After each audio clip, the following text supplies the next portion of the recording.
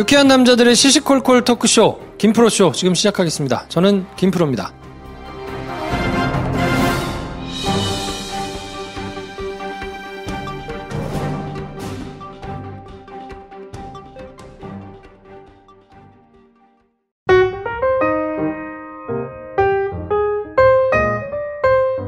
네, 어서 오십시오. 안녕하세요. 네, 장편 영화를 열심히 준비하고 계신 배준현 감독님 나오셨습니다. 네, 배준현입니다. 네, 메가박스 마케팅 팀 MX 담당 황인지 대리님 나오셨습니다. 안녕하십니까. MX 전도사 황대리입니다. 네. 갑자기 왜 MX 얘기를 하냐면 내년에 사업 목표 잡혀가지고. 목표가 잡혔다고요? 사업 목표? MX 홍보 잘하라고 그래가지고. 아, 그래? 아, 이 책 잡혔네. 큰일 났다. MX 사랑해주셔야 됩니다, 여러분. 수심이 깊어요. MX가 전국에 몇 개 있습니까? 한 7개 정도 있을 건데. 근데 동대구에 하나 있고 나머지 다 수도권이에요. 서울, 경기, 인천 여기만 있어가지고. 이게 꽤 들어가지 않아요? 시설비나 뭐 이런 게. 다른 상영관 대비 엄청 들어가죠. 그러면 일반 CGV나 뭐 이런 데에서 네. 뭐 거기도 시스템 좋다고 하니까 완전히 다른가요? 자랑 좀 해주세요. 총 7개 스크린입니다. 네, 전국에 2780개 정도 되는 스크린 중에 7개 되는 스크린을 홍보해야 되는 이런 사명감을 가지고 있네요. 정말 자식들 같겠다. 그 7개 스크린들이. 7개 말 안 듣는 새끼들 정말 진짜 잘 챙겨가야 되는데 왜 MX냐? 메가 익스피리언스 뭐 이렇게 이해할 수도 있고 보통 특별관들 뒤에 X가 붙어요. 메가박스가 자랑스럽게 내세우는 특별관 X. 메가박스의 플래그십 상영관, 제일 좋은 상영관이고 뭐 의자도 엄청 좋고 화면도 엄청 좋은데 가장 주력으로 밀고 있는 건 사운드입니다. 사운드. 네. 일단 기본적으로 60개 가까이 되는 상영관마다 다릅니다만 엄청난 스피커 개수 기본적으로 천장에 다 달려 있어요. 왜냐하면 애트모스 시스템이 들어가기 때문에 돌비의 가장 진화된 사운드 기술. 이게 뭐야? MX 가서 돌비 애트모스 리더 필름을 보시면 이거구나. 한 번에 아실 수 있습니다. 아예 돈값 하는 거나 그걸로 바로 할 수 있고 또 그 스피커도 카네기홀과 오페라 하우스에서 쓰는 공연장에서 쓰는 최고급 마이어 스피커를 쓰고 있습니다. 그 4DX가 막 몸을 흔들고 이런 기능이잖아요. 우리가 의자를 안 흔들어도 스피커로 몸을 흔들 수 있어요. 그래? 이게 농담 같지만 블레이드 러너 보셨잖아요. 아니, 그래서 심장이 막 의자가 막 흔들려. 이게 뭐지? 4DX인가? 아닙니다. 우퍼를 흔들어 드립니다. 진동으로. 이거 막 그 사운드를 아주 그냥 사운드 쳐맞는 느낌이 어떤 건지 알 수 있습니다. 이렇게 되면 사실 보다가 몸에 진동이 느껴져서 막 구토하고 막 보다 나가고 이런 게 기사가 좀 나와야 되는 거 아니에요? 그래 화제가 되는 거 아니야? 그런 일이 없어요. 그러니까 좀 더 흔들어 주세요. 그러려면 4DX 가시면 돼요. 또 차별이 4DX는 좀 피곤해. 그치. 피곤하더라고요. 오히려 몰입을 좀 방해하는 경향이 있어서. 맞아. 보면, 네. 그래서 진짜 자랑스럽게 내세울 수 있습니다. 하여튼 뭐 가까이 계신 분들은 많이 활용해 주시고 많이 한번 또 맛들이면 시시해가지고 다른데 못 가고 그러니까. 그럴 수 있지. 네. 뭐 제가 할 수 있는 얘기는 그거예요. IMAX 카메라로 영화 찍은 영화다. 그럼 IMAX 가서 보시고 아니다. 그러면 단언컨대 MX관에서 보시는 게 가장 좋은 환경에서 보시는 겁니다. 네. 심플하네요. 간단하죠? 그런 관을 좀 더 만들 계획은 없는 거예요? 돈이 없어가지고. 그래. 돈이 많이 들어요. 그렇지. 돈이 많이 드니까. 관도 커야 되고. 하긴 뭐, 몇 개 없잖아. IMAX 자체도 몇 개 없으니. 네, IMAX가 한 17개 정도 될 건데, 이제 뭐, 메가박스도 이제 본격적으로 시작하면서 한 7개 정도 됐고, 내년에 좀 늘지 않겠습니까? 네. 자, 아무튼, IMAX 아니라, MX. 네, 식구들부터 이렇게 헷갈리기 시작하면. MX. 어려워, 너무 이름이. 그래. IMAX보다 2자란 적은데 뭐가 어려워. IMAX. MX. 얼마나 편해. IMAX, MX 이렇게 비슷하게 끝나니까. 다 비슷해. DX. DX. 비슷하네. 알겠습니다. 아니, CGV는 또 사운드 X더라고. 스크린 X. 다 비슷하게 가는 거야. 그 CGV 사운드 X랑 비교가 안 됩니다. 그래요. 그 JBL 스피커랑 비교하지 말아주세요. 그래요. 자, 댓글 한번 좀 읽어보겠습니다. 김폴수 덕분에 뮤지엄 나들이를 스크린에서 하게 되네요. 지난 주말에 얼른 예매했대요. 니모누님께서 울산 메가박스의 티켓 예매 인증해 주셨는데 정말 감사드립니다. 감사합니다. 네. 포에버모어님, 그 영어 4단어. 암튼 모내전 있잖아요. 그거 여긴 안 해주네요. 서울 가서 친구와 봐야겠어요. 그 영어 4단어가 뭐지? 스크린 뮤지엄. 메가박스 스크린 뮤지엄. 클래식 소사이어티. 이렇게 어려워. 메가박스 클래식 소사이어티. 뮤지엄. 나도 좀 어렵더라고. 메가박스 스크린 뮤지엄, 클래식 소사이어티, 스크린 뮤지엄. 외워 좀. 아무튼 그거 서울에서 친구랑 보러 오시겠다고. 포에버머님이 춘천 계시는 걸로 알고 있는데, 그렇죠? 네네네. 아, 거기서는 안 해주는군요. 그렇군요. 안타깝습니다. 민개똘입니다. 마릴린 먼로와 함께한 일주일을 지혜영에서 들으니 너무 반갑네요.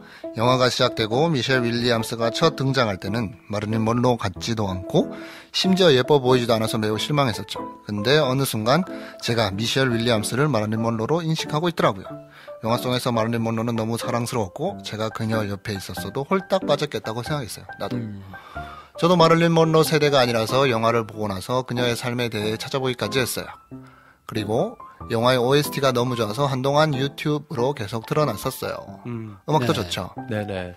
지혜영에서 발견한 영화에 대한 소회를 쭉 올려주시는 분들 많은데 이번에 약간 우리가 좀 대륙을 확장해가지고 일본 쪽으로 갔더니 또 김 선생이 또 좋아하는 영화. 그랬더니 또 숨겨졌던 일본 영화 팬분들이 이제 막 나오기 시작했어요. 스윙걸즈에 대한 것도 그렇고 거북이는 의외로 빨리 헤엄친다.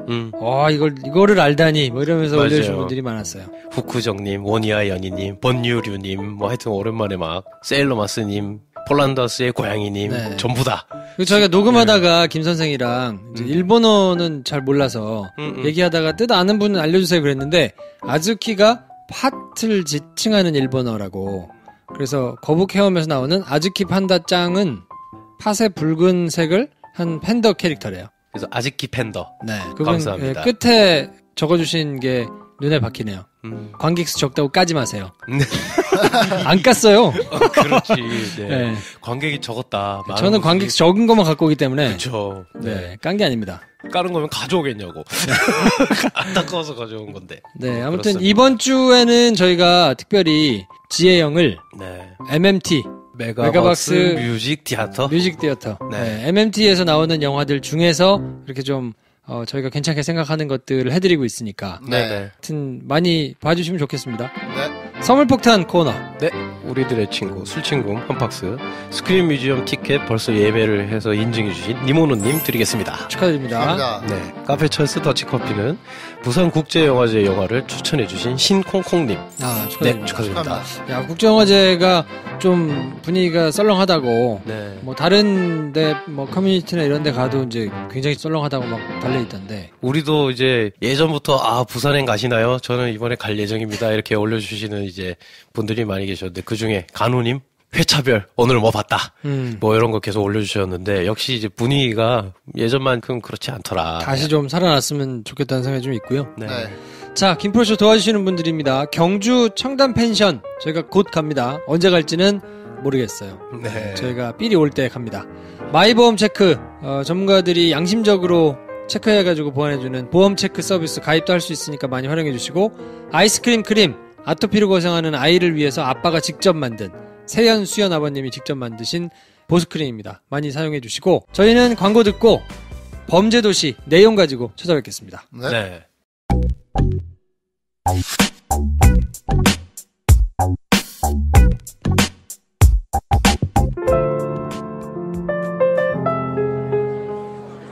안녕하세요.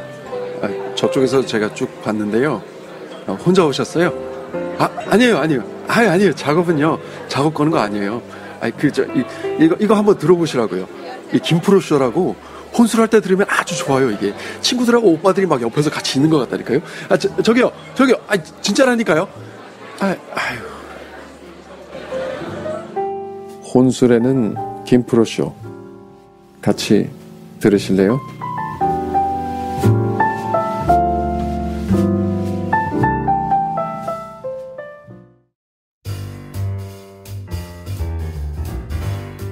네, 김프로쇼 2부는 범죄도시 내용으로 찾아옵니다. 자, 어떻게들 보셨습니까? 재미있는데 소장까지 해야 될지는 모르겠다라는 게 평론가들이 평을 안 단 뭐 이런 정서 아닐까요? 어떻게 생각하세요? 근데 소장이 아니라 본 기억을 잊어버리고 싶은 영화들도 많잖아요. 그런데도 평을 다 달았잖아. 라는 생각을 또 해보면서. 뭐 모든 영화를 소장해야 되는 건 아니니까. 소장 가치가 있는 영화라는 건 굉장히 극히 드물긴 한데 그 정도까지는 아니다. 아니면 여러 번 찾아볼 것 같지는 않다. 뭐 이럴 수 있겠으나 그런 영화들 중에 근데 굉장히 좋은 축에 속한다. 저는 그렇게 생각을 해봅니다. 네, 충분히 불쾌할 수 있고 너무 식상해서 스킵할 만한 소재이긴 한데 지금 이 시기에 가벼운 마음으로 영화 한 편 보러 간다 했을 때 어김없이 추천할 수 있는, 주저없이 추천할 수 있는 그런 영화가 아닌가 생각합니다. 너무 당연한 방법으로 찍어서 새로워 보이는 것 같아요. 우리나라 영화 중에 소재는 실제 있었던 이야기를 취재를 해가지고, 근데 거기 캐릭터를 좀 뻔하지만 매력 있는 캐릭터를 넣어놓고 사람들이 보고 싶은 통쾌한 장면들을 집어넣어서 하이라이트를 만들어 놓고 뭐 그렇게 찍은 영화인데, 거기 다른 걸 굳이 안 했다가 굉장히 미덕인 것 같아요. 이를테면 어떤 것들? 두 가지 정도가 떠오르는데, 두 편의 영화에서 각각 한 장면씩을 얘기를 해보자면, 청년경찰에서 택시기사한테 대림동 내려달라라고 했더니 택시기사가 대림동에 대해서 얘기하는 장면. 그거를 얘기를 하면서 막 여기는 함부로 돌아다니면 안 되고 밤에 어쩌고저쩌고 막 이런 얘기를 하잖아요. 그런 식으로 그 동네가 얼마나 무서운지를 보여주려고 하고, 그리고 거기 이제 납치된 여자들의 몸 막 클로즈업 해가지고 막 부패해 있는 주사바늘 자르고 막 이런 걸 보여주면서, 그리고 누가 봐도 이건 강한 장면인 거를 계속 넣어주면서 하려고 했던 거를, 그러니까 그걸 해야 그게 되는 거야. 반면교사가 아닌가, 이 영화는. 그리고 두 번째 또 다른 장면이 떠오른 거는 VIP의 한 장면이 떠오르는데, 죽임을 당한 피해자의 시체, 더미, 혹은 뭐 그걸 어떻게 보여줬는가.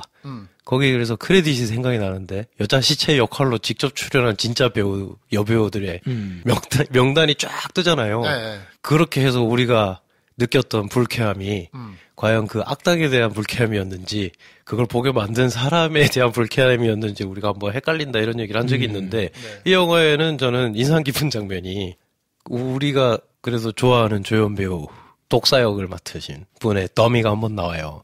법의학자가 이제 이거 얘 독한 애네, 이거 죽여가지고 이렇게 한 게 아니고 살아있을 때 이렇게 한 것 같은데?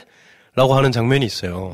거기서 우리는 당연히 이때까지 별로 그걸 보고 싶어 해서 기다린 장면이 아니고 예상되는 장면이 있었거든요.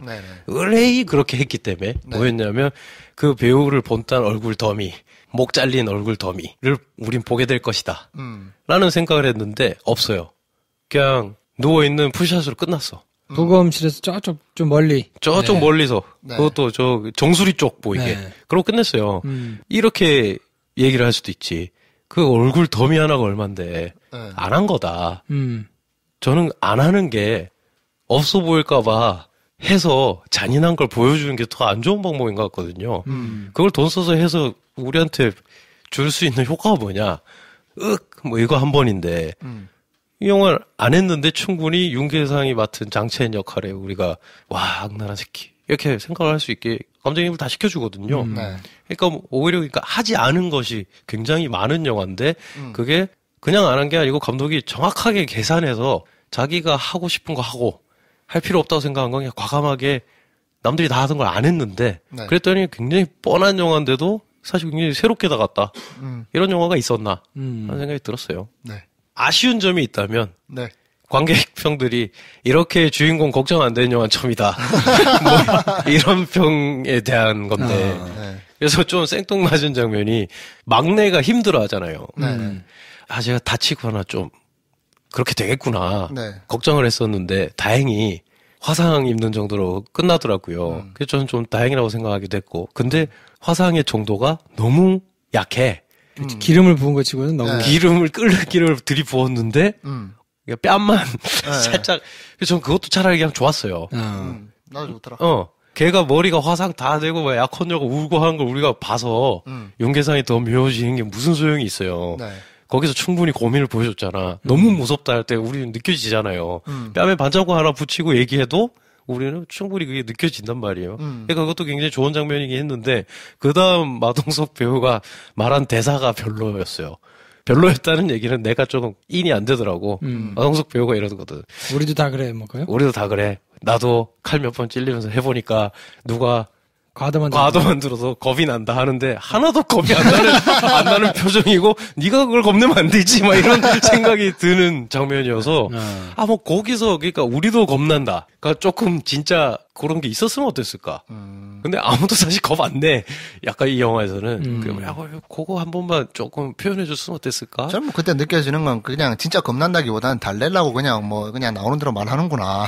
그런 연기였다면 굉장히 그런. 그리고 또 뭐 많은 백단의 이야기를 심어 놓을 수도 있으나 그런 것들을 많이 생략하고 가서 더 담백해서 좋더라고요. 아니면 오히려 거기서 그러면 이럴 수 있지 않았을까? 그 막내가 그렇게 막 얘기하면 이렇게 막 진지한 게 아니고 이렇게 뭐라는 거야? 이렇게 한번 전해왔으면 되게 웃겼겠다. 저는 그 막내 배우가 처음부터 뭔가 주저주저 하는 연기를 계속 하잖아요. 그래서 또 뭔가 또 이상한 사연을 심어가지고 막내로부터 시작되는 또 한번 꼬는 이야기가 나오면 어떡할까? 사실 그걸 걱정했는데 그냥 하고 있는 일에 대한 그렇지. 그냥 원초적인 두려움을 표현해서 뭐 그 정도 수준이라 오히려 다행이다 싶었고 그렇지. 보란 듯이 또 그걸 극복하고 난 막내의 모습 늠름하잖아요. 그렇지. 그래서 그걸 통해서 이 편이 기대되더라고. 이 영화에 근데 희한한 점이 있긴 해요. 네. 막내 그 모습이 우리가 롤모델로 살 만한 훌륭한 경찰의 모습이냐? 아니야. 눈 깔아, 씨발. 이런 거거든요. 근데 이 영화가 너무 건전한 게 한계가 명확한데 뭐 그렇게 생각할 수 있잖아요. 경찰이라도 돼. 너 같은 새끼들 좀 쳐봐도 돼. 이러잖아. 이 영화의 스탠스가 그거잖아요. 네. 뭐 그렇게 생각하는 사람들을 그렇게 생각하는 감독이 이 정도는 돼. 하고 찍은 영화라 이게 되게 신기한 지점인데 이걸 만약에 비판한다면 그게 아닌 척하면서 훨씬 잔악한 영화들은 우리는 관대했었다. 있어 보인다. 뭐가 있다. 인간의 어떤 심연을 건드린다. 라고 하면서 그냥 지나갔고 이 영화는 너무 눈에 잘 보이니까 너무 깊이가 없는 거 아니야? 라고 아마 말할 거예요, 많은 사람들이. 네. 근데 저는 오히려 그게 반대라고 생각하는 게, 이건 되게 자신만만한 거다. 자기의 삶의 어떤 애티튜드가 명확한 거다. 그래서 그 수위를 누구보다 잘 지킨다. 뭐 이런 생각이 들어서, 좀 특이하면서도 오히려 되게 새로운 영화가 돼버렸네? 네. 여기에 마동석이라는 캐릭터가 이제 독보적이구나. 사실 이 모습을 본격적으로 잘 사용한 영화가 이제 부산행인 것 같은데, 그때로 잡혀진 마동석의 캐릭터가 이제, 뭐 이런 표현 웃기지만 한국의 알파치노처럼. 알파치노. 어떤 영화에서든 마동석의 역할을 충실히 해줄 수 있겠구나. 기대되는 면이 있었고. 드웨인 존슨을 합시다. 드웨인 존슨도 괜찮아. 빈 디젤 뭐 이런. 빈 디젤. 그렇지. 그런 걸로 할 수 있고. 뭐 대사의 디테일이 되게 좋아요. 농담 따먹게 하는데도 되게 재밌는 게 제일 처량해 보일 때는 마동석이 달릴 때거든요. 정말 너무 힘들어 보여. 그래요. 그러고 끝나면서 그냥 숨 쉬듯이 내뱉는 대사가 되게 빵 터졌는데 알아듣는 사람이 별로 없었던 것 같아. 도가니야 막 이래요. 이게 외국 갔다 온 사람이 도가니라는 단어를 어떻게 알지. 그러게요. 뛸 때 제일 안타까워 보이고 딱 기대하는 것들을 충족시켜주는 캐릭터 설명할 필요가 없잖아. 네. 얘가 엄청난 세네고 뭐 이런 거 설명할 필요 없이 그냥 비주얼만으로도 많은 걸 설명할 수 있는. 그래서 다시 한번 생각하게 되는 건 과연 이 영화에서 감독의 역할은 편집이었나. 내가 그래서 요 얘기 할 줄 알고 받으려고 한 게 있었어. 그러니까 그런 애드립 같은 대사들이 막 착착착착 하면서 근데 저는 좀 놀란 장면들이 몇 개 있었거든요. 그러니까 정확하게 준비된 감독이 연출을 정확하게 해냈다고 생각한 게 그런 잔인함의 수위 조절도 그렇지만 확실하게 이 순간에 어떤 식으로 동선이 이루어지고 이때 이런 정보가 과하지 않게 들어가야 사람들이 안다는 걸 본능적으로 혹은 이때까지 굉장히 숙달된 혹은 많이 생각한 짬밥이 있는 연출력이 있는 감독님이라는 게 처음에 은갈치 양복을 입고 지나가다 애들 제압하면서 쓱 가잖아요. 근데 그 씬에서 대륜동이 어떻고 저떻고 뭐 별말 없어요. 그냥 시장 바닥에서 경쾌한 음악 나오면서 살짝 뭐 빈정상에서 서로 막 칼 들고 싸우고 막 하고 있는데 그걸 또 사람들이 웅성웅성하면서 막 시장 바닥에서 뭐야 이러면서 보고 있는데 아무렇지도 않게 은갈치 양복 우리 마블리가 제압을 막 하고 칼팔 아저씨한테 2만 원 주고 그래서 통화를 계속 하거든요. 내가 가다가 지금 택시 타고 왔는데 늦었고 지금 여기서 애들 싸워가지고 그런 거고 지금 내가 어딘 줄 안다 이러면서 막 가요. 그러면서 뭐야 깡패야 경찰이야 라는 생각을 들게 만들 때 반장도 오고 옆에 있던 부하 형사도 오고 하면서 어디 갔다 왔냐 소개팅 갔다 왔냐? 결혼식 있어서 이런 차림이었다. 그래, 얘는 누구냐? 아니, 뭐, 싸움이 나는데 그렇대요. 얘 똑사파네? 근데 너 향수 뿌렸냐? 왜 그래요? 이게 그냥 쑥 다 지나가면서 캐릭터가 설정이 끝나요. 얘네 일 잘하는 애들이구나. 되게 친하구나. 그러면서 그냥 설정이 끝나버리거든요. 그리고 그게 굉장히 길게 그냥 쭉 따라가면서 많은 걸 설명해 주는데, 그 다음에 그냥 생략도 굉장히 과감하게 그냥 다음으로 툭툭툭 지나가는데, 그쵸. 이 이야기에서 중요한 게 뭔지 확실히 아는 사람이 그냥 필요한 것만 딱 찍어 놓은 거예요. 네. 그리고 저는 또 감탄한 장면이 독사파의 원래 2인자였던 중국집에 걔네가 들어가가지고 미팅하고 있을 때 충식이 애들한테 전화를 딱 하잖아요. 네. 그래가지고 안에 들어가서 막 싸우는데 거기서 또 막 윤계상이 막 난도질을 하고 어쩌고저쩌고 이걸 어떻게 찍을 건데 어떻게 보여줄 건데 막 하여튼 굉장히 좀 기대도 되면서 여기서 근데 이게 그럼 굉장히 하이라이트 액션이어야 되는데 이쯤 되면 막 맞붙는 거니까 네. 어느 정도로 찍을까라고 생각했을 때 그냥 그 부하의 시선으로 끝나요. 차에 타가지고 이렇게 있는데 차가 이렇게 서 있고 갑자기 이렇게 카메라 위로 딱 쳐다보면 창문이 팍 깨지면서 그냥 윤계상이 뛰어내려요. 네. 근데 그게 잘 보면 아시겠지만 안 끊고 그냥 찍은 거거든. 어떻게 뭐 했는지 모르겠지만 그래서 쩔뚝쩔뚝하면서 그냥 차에 타. 그래서 막 가. 그리고 나서 그 옆에 있던 2인자가 지가 직접 처단을 해야겠다 싶어가지고 칼을 탁 꺼내면 또 여기서 또 차 안에서 또 어떻게 할 건데 막 이런 생각을 할 때쯤 그냥 도로 한가운데 차가 있으면서 그냥 들썩들썩들썩 하면서 끝나버려요. 그러니까 액션을 굉장히 다채롭게 찍고 그러면서도 윤계상이 굉장히 잔인하면서도 되게 프로페셔널하고 얘는 진짜 잡기 힘든 애고 판단도 빠르고 그래서 주변 애들이 얘를 두려워하고 있고 뭐 이런 게 그냥 딱 보여지는 방식으로 그러니까 이런 완급 조절도 굉장히 좋고 안 그러면 속칭 그냥 다찌마리가 그냥 향연을 부리는 영화였으면 2시간이 넘어가면 아마 굉장히 지루했을 텐데 그런 걸 정말 연출을 잘해냈다. 감독이 잘했다. 그러니까 편집만 한 거 아니다. 퀄리티를 얼마나 열심히 짰을 거야. 아니 진짜로 강력팀의 묘사를 굉장히 잘했어요. 그래서 그 경찰서를 가면 네네. 보통 경찰서 본 건물 안에 들어가가지고 큰 사무실에 쭉 책상 앞에 앉아서 취조하고 뭐 이렇게 하면서 지나가고 뭐 이러잖아요. 네. 그렇게 있는 데가 보통 폭력팀이에요. 그리고 강력팀은 보통 따로 있거든요. 그러니까 이게 취재를 안 했으면 경찰서 안에 들어와서 다른 많은 영화들이 그렇게 찍거든요. 그치. 네. 경찰서 사무실 안에서 뭔가 이렇게 취조를 하는 거 막 소리 지르고 어쩌고 막 하는 것처럼 하는데 그거는 이제 폭력 사건. 그러니까 지구대 파출소라 그러잖아요. 파출소 같은 지구대에서 뭔가 싸움이 나고 뭐 이래가지고 차를 타고 경찰서로 연행에 돼서 가면 그렇게 넘어온 사건들을 처리하는 게 폭력팀이고 그러니까 밤새 그런 사건만 해요. 술 먹고 싸우고 뭐 어디서 뭐 있잖아요. 정말 신고 들어와가지고 네. 뭐 달려오고 뭐 이러면 이제 그런 사람들이 오는 데고 네. 강력팀은 진짜 좀 센 사건들 뭐 강도 강간 살인 뭐 이런 사건들을 하기 때문에 거기는 팀들이 다 이렇게 따로따로 모여 있거든요. 근데 이제 조금 사정이 안 좋은 경찰서는 그 여기처럼 컨테이너 박스에. 그러니까 그리고 거기 붙어져 있는 게 너무 웃겼어. 뒤쪽 별관. 컨테이너에 뒤쪽 별관 이렇게 붙여져 있더라고. 그렇죠. 야 정말 뒤에 있구나. 2004년 그때만 해도 네.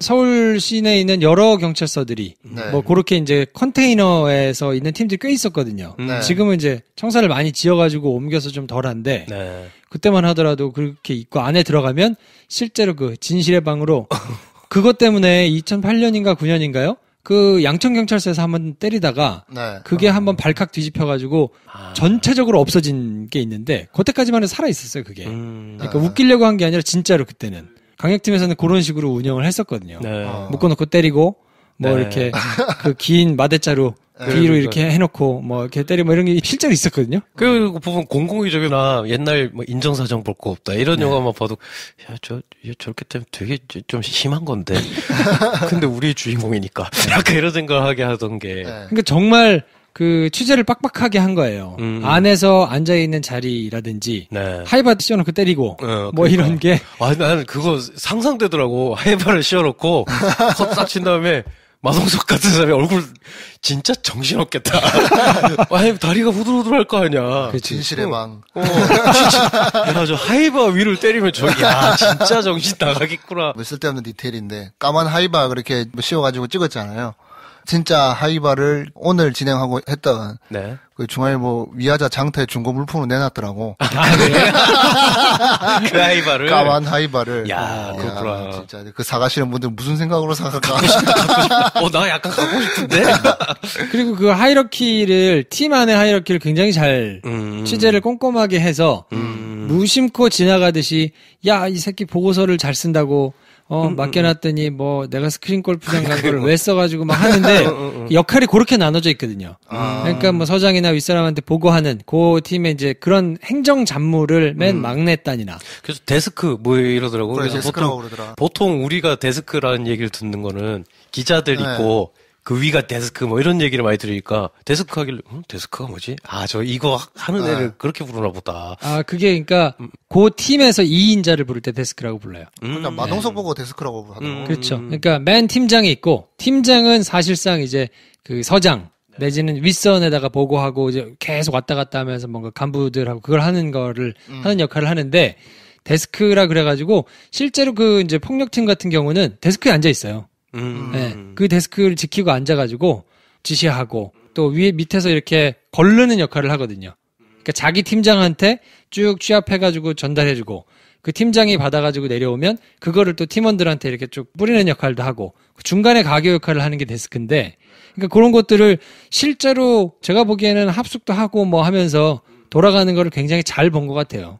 감동받았던 게 사우나 나와가지고 드라이기로 양말 말리더라고. 그렇지. 양말을 빨았겠지. 집에 못 갔으니까. 아, 그런 게 너무 좋았어.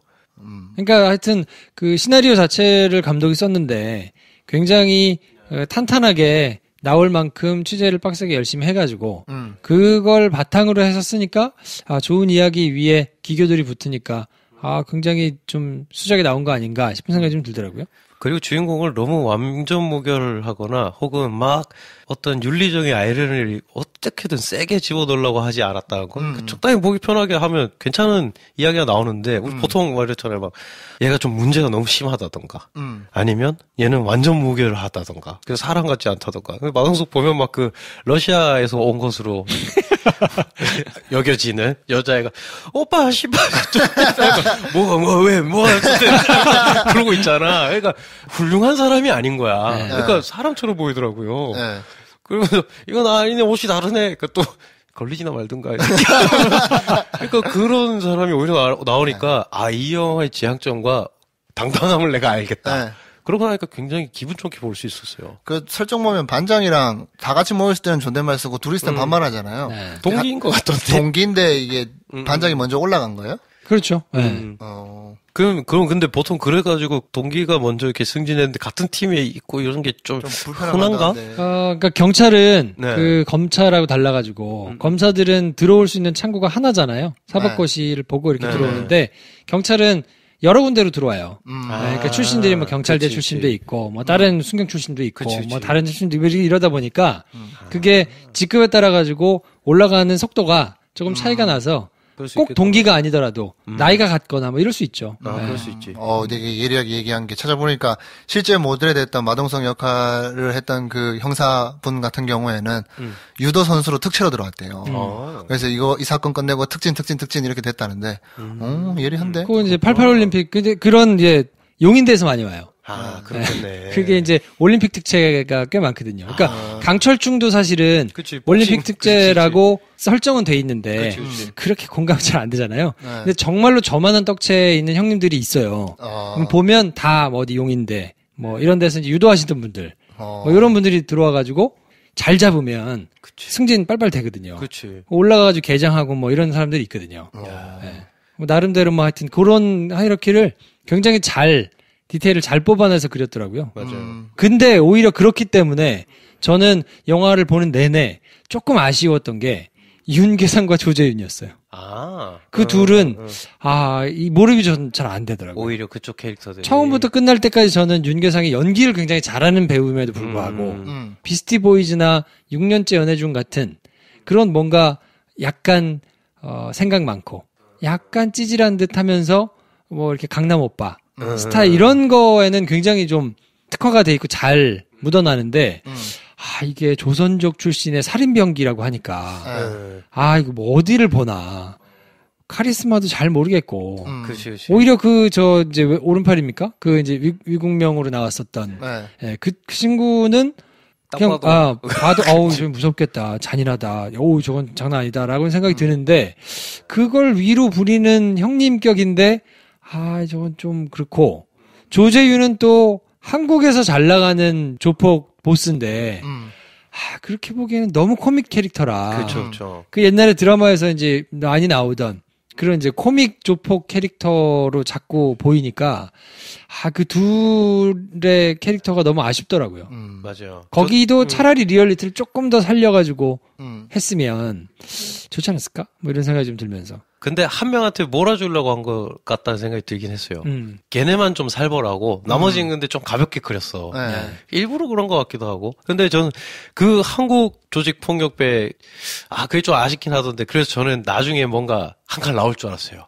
장사장 하면서 딱 부를 때 우리 춘식이가 여기서 뭐 보여주나? 근데 그냥 방범복 입고 있어서 조금 아쉽다. 저도 이제 그 생각을 하긴 했죠. 연변 사투리란 것을이던가요?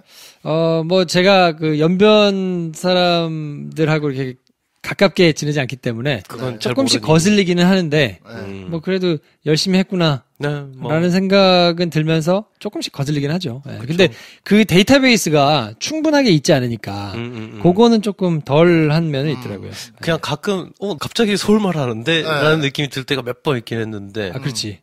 화내면서 호프집 여주인을 부를 때. 맞아. 그때는 서울말인데? 비슷한 생각했구나. 그때 이리 오라고 뭐 했던가? 그러니까 갑자기 야, 뭐 이러는데 갑자기 왜 서울말 하지? 서울말인데. 그런 지점들이 조금씩 있긴 했죠. 자세한 건 연변 천재 이승국한테 확인을 해봐야 돼요. 그래서 사실은 승국이를 이번 주에 부를까 했었어요. 연변. 네, 그러니까 본인도 하고 싶은 얘기가 많다고 하더라고요. 그러니까 조선족들이 항상 이제 뭔가 비슷하게 다뤄지는 거에 대해서. 그렇지. 뭐 이런 거에 대해서 좀 얘기가 하고 싶다라고 해서 이번 주에 부를까 하다가 조금 급한 면이 있어가지고 토를 위해서 아껴놨습니다. 적절한 아이템인 것 같습니다. 너의 진가를 드러내는 건 토르가 나을 것 같다. 맞아요. 하얼빈이 궁금해지긴 하더라고요. 우리에게 하얼빈이라는 게 지명은 익숙하잖아요. 막 이 영화가 그래도 어느 정도 사실에 기반한 영화라는 걸 많이 신뢰하고 간다면 하얼빈에서 300명이 넘는 조직원을 거느린 조직이 있었다라고 하는 건데 그게 다 조선족이 주도하는 조직이다. 그럼 300명이 넘는다 그러면 이거 완전 진짜 엄청난 대부대 아니에요? 그렇죠. 네. 그래서 거기서 건너왔다 하길래 무슨 생각이 드냐면 이게 그냥 각자 건너온 애들 말고 얘네는 대기업 출신이라 일을 진짜 잘하는 진짠가 보다. 근데 그만큼 얘네가 일을 잘하는 것 같지는 않고 똘끼가 제일 센 것 같은데. 그래서 저는 하얼빈에서 건너온 출신 애들 그리고 기존에 있던 애들 뭐 이렇게 해가지고 특징이 좀 나올래나? 하얼빈에서 뭐 어떤 일이 있었을까? 뭐 이런 게 좀 궁금했는데 뭐 그게 딱히 풀리진 않더라고요. 저는 그 3명이 돌아다닐 때 약간 바보같이 돌아다녀가지고 처음에 넘버 3 생각도 나고 그렇지. 약간 바보들인데 싶은 생각에 몰입이 잘 안 되다가 그 두 번째 오른팔입니까? 팔 자르고 다니는 그 친구가 막 설치고 막 중후반쯤 가면 제어가 안 되잖아요. 그거를 보면서는 저렇게 좀 무서울 수 있겠다, 무섭게 느낄 수 있겠다라는 게 조금 감정적으로는 올인은 됐는데 그 친구 말고 나머지 윤계상과 그 나머지 한 친구는 잘 모르겠더라고요. 그죠. 끝까지 뭔가 영화를 통틀어서 뭔가 좀 이렇게 딱 박힐 만큼 야 진짜 악독한 애들이구나 라는 거에 대한 게 동의는 안 됐어요 사실. 제보 받아가지고 얘네 조직도를 착 그릴 때 그 얘기가 한번 나오더라고. 처음에 이렇게 해가지고 지네 애들 넣는 식으로 해서 이렇게 조직을 야금야금 먹는다. 전 그때 가지고 올 줄 알았어. 걔네가 넘어오는 애들. 오히려 좀 커지겠구나. 그러면 경찰도 더 모여서 더 큰 애들을 소탕해야 되니까. 뭐 이런 걸 기대했는데 뭐 그렇지는 않았다.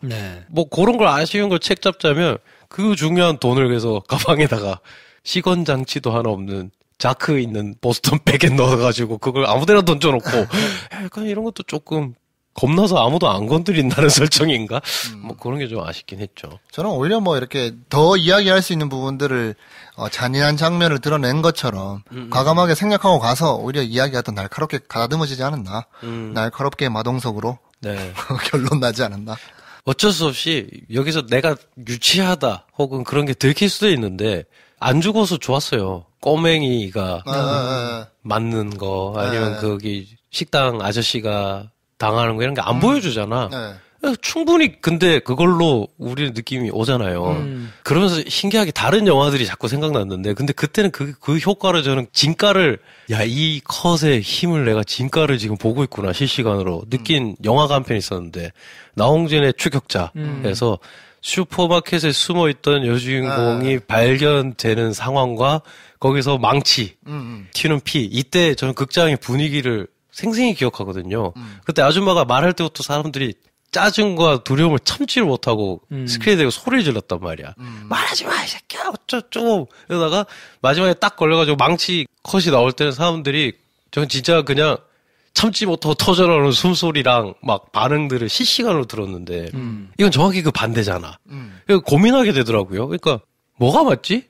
이거 뭐가 맞다, 뭐가 틀리다는 없을 텐데 만드는 사람은 있을 텐데 이 사람은 그러니까 선택을 한 건데 뭐가 더 나한테 맞는 거지? 어떻게 해야 더 효과적이라고 말할 수 있는 거지? 뭐 이런 고민을 하게 만든 영화기도 했어요, 오히려.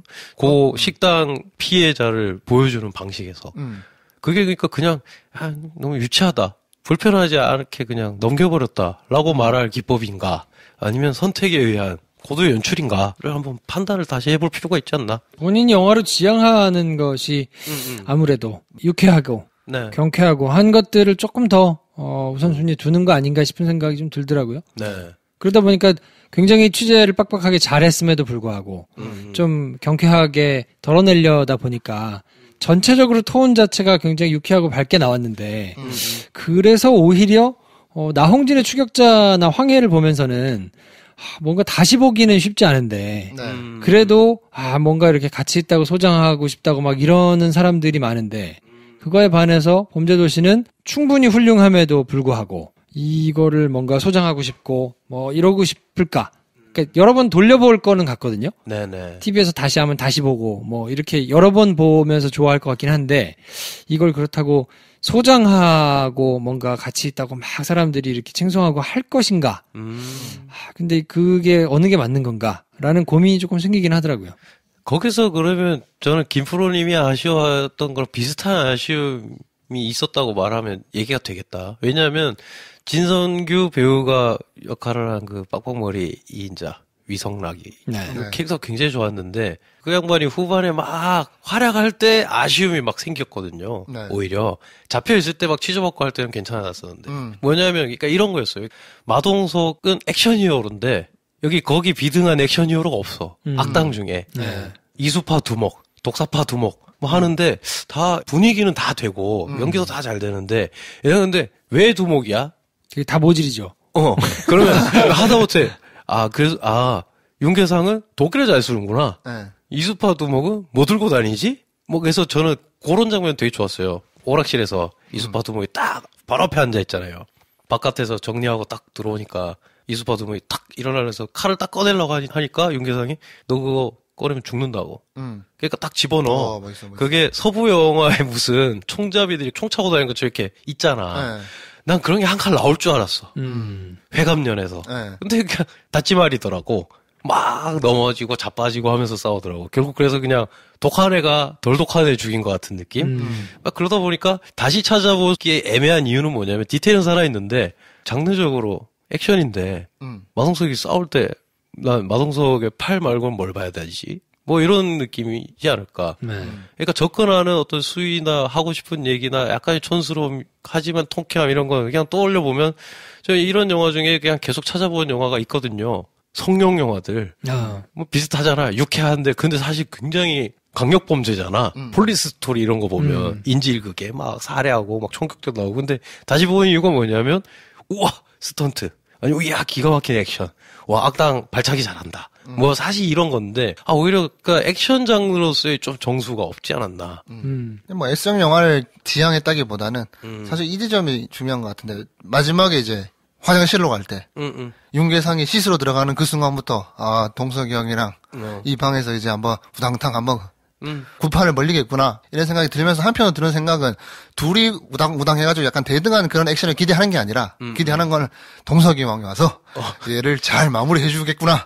그 기대 시원하게 좁히는 거. 그 기대감이 생기더라고요. 그래서 뭔가 강대강 구도로 해가지고 어떻게 될까 저쪽이 될까 이길까 질까 이런 기대감을 준다기보다는 그냥 마동석에 좀 온전히 의지해가지고 이 형이 사회의 불의를 그냥 잘 해결해주는 이런 영화로 톤이 계속 왔던 것 같고 마지막 그 장면에서조차 뭐 저랑 비슷한 감상이지 않았을까요? 와서 둘이 싸우면 어떻게 될까? 마지막에 무슨 사달이 나는 게 아닐까? 이런 기대를 준다기보다는 아니죠. 네. 동석이 형이 와서 얘를 잘 마무리해주면 좋겠다. 심지어 보면 윤계상이 칼을 꺼내잖아요. 그리고 막 찌르고 막 그러는데도 형이 그렇게 아파하지도 않고 그 칼을 꺼내는 게 되게 처량해 보이잖아. 그렇지. 이제 몇 분 안 남았는데 영화가 애쓴다. 그리고 막 손톱깎이 같은 거 꺼내는 느낌. 어깨 찔렸는데 그냥 털고 말잖아. 가죽 잠바니까 이게 얼마나 찔렸는지 보이지도 않고 막 잘 안 들어갈 것 같아. 네. 근데 저는 그 액션에 그래서 되게 좋았던 장면 하나는 윤계상이 처음으로 너무 아파한다는 거. 팔을 정말 꼬깃꼬깃 잡아가지고 손가락 결국 부러뜨리잖아요. 팔을. 그때 윤계상이 너무 아파하잖아. 그러니까 그건 연출 잘한 것 같은데 그치. 그 전까지가 필요했나 싶은 거예요. 그러니까 저는 오히려 그래서 액션은 앞부분이 훨씬 좋았어요. 제일 처음에 범죄도시 타이틀 뜨기 전에 오한마로 이렇게 찍으려고 할 때 보통 그때 클로즈업으로 손 빠직 보여주거나 피가 얼굴로 튀거나 안 그러더라고. 위협으로 쓰지. 몇 번 빗 맞춰. 그러면서 풀샷이 쫙 가. 여기 느낌 있다. 느낌 잘 주네. 그리고 처음에 독사 죽일 때 갑자기 툭 찔러서 죽여버리잖아요. 그때 뒤에서 무슨 하이에나처럼 윤계상이 한번 툭 찌르니까 옆에서 막 달라들어가지고 축축축축 찔러버리잖아. 오히려 그런 텐션을 줬다가 확 한 번에 끝나고 이게 좋은데 마동석이 활약하고 윤계상이 막 나가기 시작할 때부터는 그냥 와장창이니까 아니 뭐 마동석을 누가 이겨. 이런 그러니까 오히려 액션 영화로서 아쉬움이 좀 생각보다 좀 많구나. 뭐 이런 생각? 그럼에도 불구하고 저는 이제 마동석의 캐릭터가 굉장히 잘 붙은 영화 중에 하나가 아닌가. 그렇죠. 그동안에 그러니까 이런 식의 뭐 아트박스 사장인데 이거 아니에요 딱. 그렇죠. 네, 근데 이 아트박스 사장을 주인공으로 해서 길게 늘려놓은 이게 정말 본인의 이 캐릭터가 잘 잡혀서 나오는 여기 정말 손색이 없다라는 생각이 들어서 마동석이 정말 잘 꾸며진 것 같아가지고 기분이 되게 좋더라고요. 몸이 점점 커지고 있어요. 일부러 이것 때문에 좀 다시 불렸다고 하기도 하더라고요. 저는 좀 충격적이었어요, 사실.